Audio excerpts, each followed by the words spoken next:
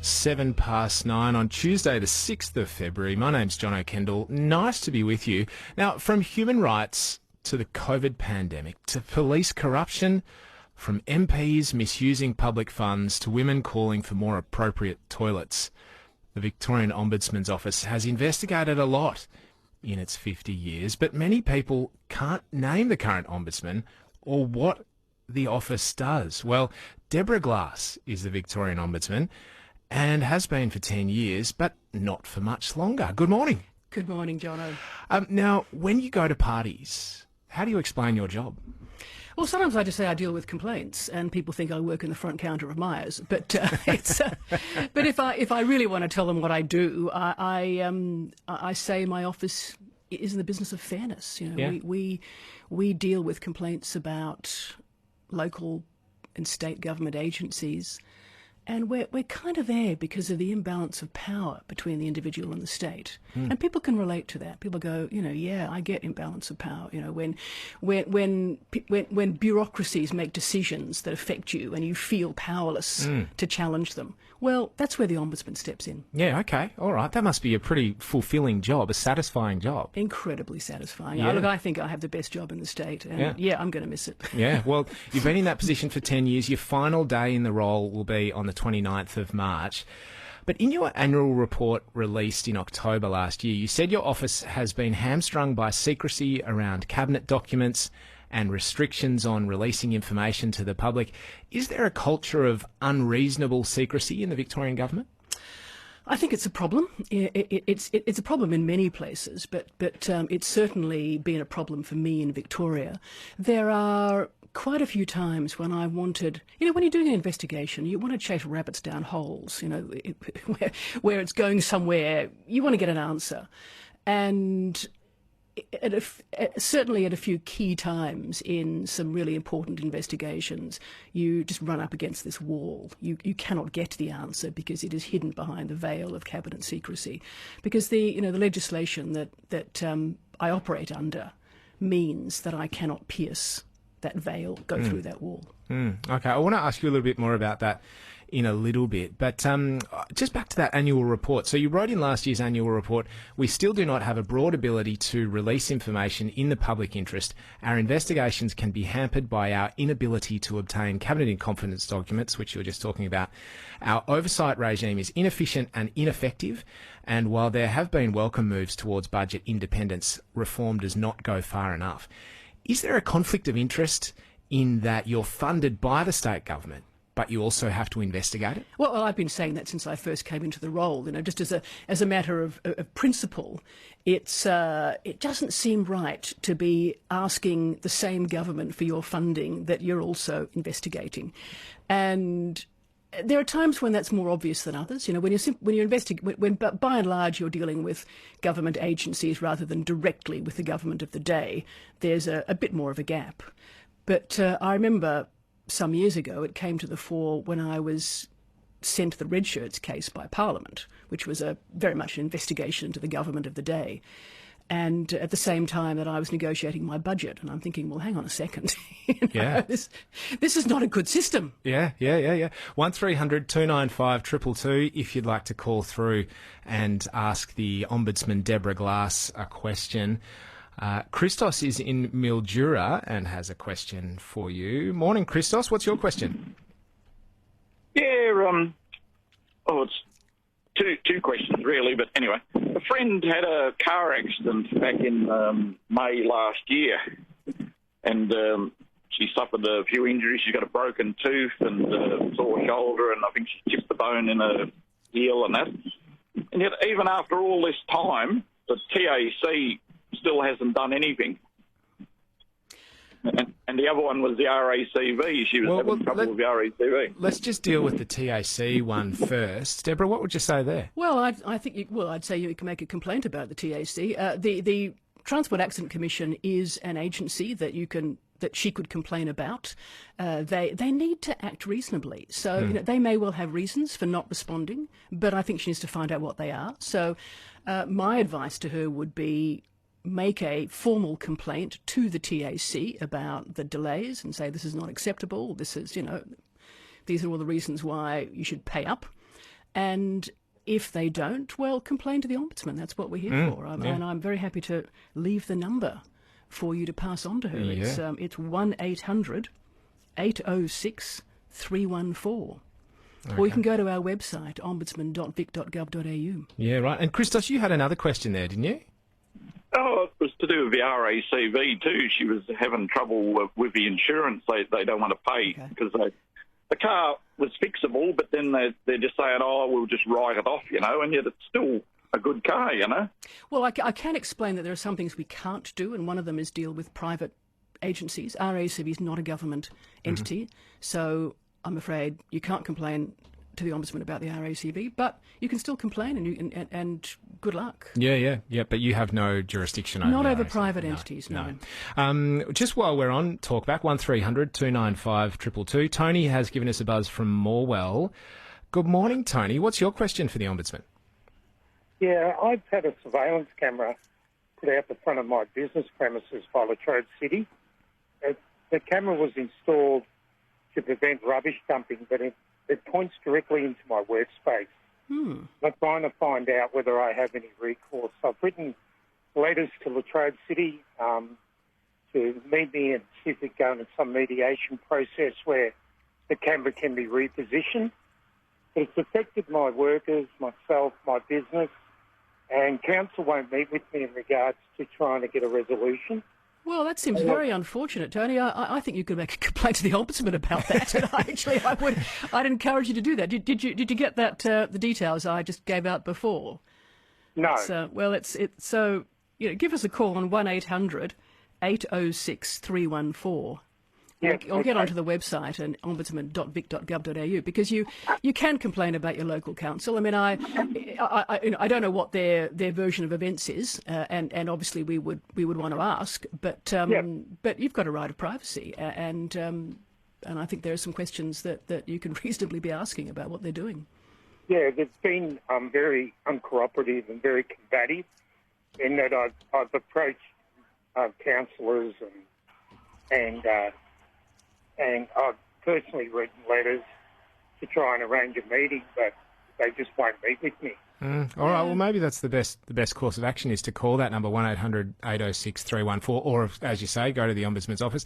I realise, though, that your last day is the 29th of March, so you can kind of pass all this on to the new Ombudsman, can you? I have a wonderful staff who, Yes. on a daily basis, answer the phone and deal with complaints that come in on our website, and they'll be continuing after I go. Yes. So the Ombudsman's office has been around for 50 years, and I hope it goes for at least another 50, and I hope another 500. Yes. Actually, so it's can't look too far ahead, but No. but it's an institution that has been around and doing this work and dealing with complaints.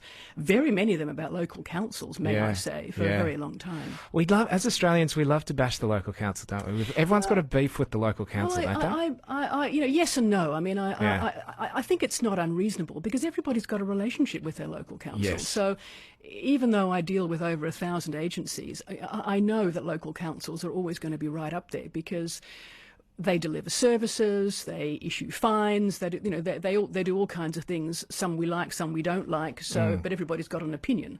So when you've got a relationship with an entity, inevitably you're also going to have a bit of a beef with them. Yes, a few criticisms. 9:16, you're on ABC Victoria, Statewide Mornings. If you've got a question for Victorian Ombudsman Deborah Glass, you can call through to 1300 295 222, as Brian from Glenmaggie has done.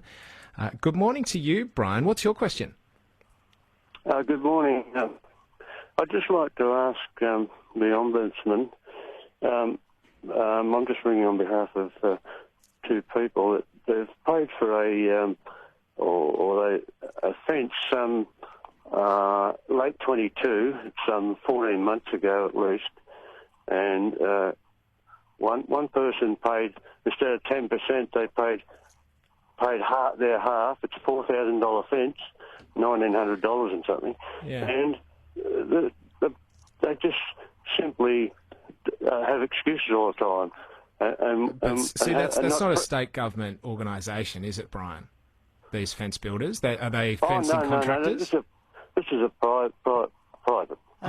Yes, which means that Can't help that. yeah. Sorry, Brian. So where would you direct someone like that? Well, there are small claims, VCAT, there are things you can do to deal with small claims matters, to dispute resolution.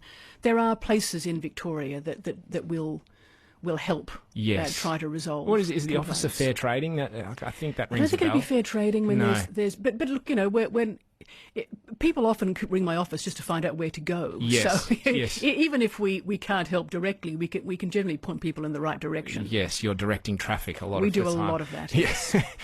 Sorry, I can't help with that one. No, thank you for calling through, Brian. What are you actually doing in Gippsland at the moment? Well, I've been regularly, with a long hiatus as a result of COVID. I like to get out around Victoria and really make the point that I'm not the Melbourne Ombudsman, I'm the Victorian Ombudsman, and it's just great to have an opportunity to chat to people in the regions, talk to the local council, talk to some of the entities. We're talking to GJAC today, and going out to Bairnsdale, and we're talking to local community legal centres. It's part of what I'm really conscious of is that I do run actually a pretty small office, and we're dealing with, and we want to get the message across to millions of Victorians. And given that I can't just do that with my small office easily, being able to explain to places like community legal centres who do deal with the public and disadvantaged people a lot is a good way of getting that message through. Yeah, fair enough. Leonie has given us a buzz from Cavendish on 1300 295 222. Leonie, good morning. What's your question? Good morning, dear. Thank you for taking my call. Boss, given that you are called an ombudsman and the fact that we are definitely going against sexism these days, understandably, have you ever thought of calling yourself an ombudsman? And how do you and your family and your nearest and dearest feel about being an ombudsman, you're being an ombudsman? I love that question, Leonie, because I've been in this job for 10 years now, and of course it was the first question I got. Are you really an ombudsman? Because I'm the first female ombudsman to do in Victoria, Victorian ombudsman. The short answer to that question is that it is a Swedish word. It's not man. It is gender neutral. It comes from the Swedish word that broadly means defender of the people. Right. So it's not man at the end any more than woman. Oh, okay. Or so so I'm actually quite proud of being an ombudsman. Yeah. Okay. I'm proud of having that a brand that goes back to 1809. Yeah, right. And so there's no plans to change it to the office of the ombudsperson. Well, there are. This is a really controversial point around the world, and there are some offices that have changed it. That there is an ombudsperson in British Columbia, as I recall. There are a couple of places around the world that don't like to use the word ombudsman. I am very proudly a female ombudsman. Yep. Okay. And I think the term itself is so important and carries so much meaning. It's not a gendered term, and I'm proud to hold it. I'm absolutely fine. Yeah. Before we let you go, because we are running out of time, 9:21 on ABC Victoria Statewide Mornings, I wanted to ask you about, which I think is kind of your magnum opus, isn't it? In December last year, you tabled a report on the alleged politicisation of the public sector. And in some ways, it wasn't as bad as first thought, but there were some problems identified with the Commonwealth Games planning, and we've heard about, estimates of costs that will weigh out, and the suburban rail loop as well, namely that public servants weren't as involved as they should have been, really, in the planning for that. Can you tell us about that report and the big learnings for you from that report? Yeah, I mean, I wouldn't say that it wasn't as bad as first, that it was different. Right. The kind of headline that I was sent was allegations that the public sector had been stacked with ALP activists, and that's not what we found. Right. What we found was much more subtle than that, but I think just as pernicious, just as dangerous, and as serious. And that was more of what I described as a creeping politicisation, because politicisation isn't just stacking the public service with your mates. It's a lot of other things as well. And it could be, and we did find this, a shutting out of independent voices. So when you don't listen to the supposedly impartial public servants who are there to give you advice, who are part of that system of accountability that has been around for hundreds of years, then that is a form of politicisation that we should be worried about. And that came through in some pretty key areas: the suburban rail loop, Commonwealth Games, areas where public servants were either shut out or were afraid. Yeah. 9:23, you're on ABC Victoria, Statewide Mornings. Before we let you go, I just wanted to ask you about your plans after the 29th of March. What are you going to do? Well, good question. I may be spending a bit of time in the garden for a while. Right. That sounds like a good plan. Yeah. Look, I think it's really important when you're the Ombudsman to not expect to have another big job afterwards. And I think that's really important, because if you do your job well, and I hope I have, you're not going to make too many friends in government. Yes.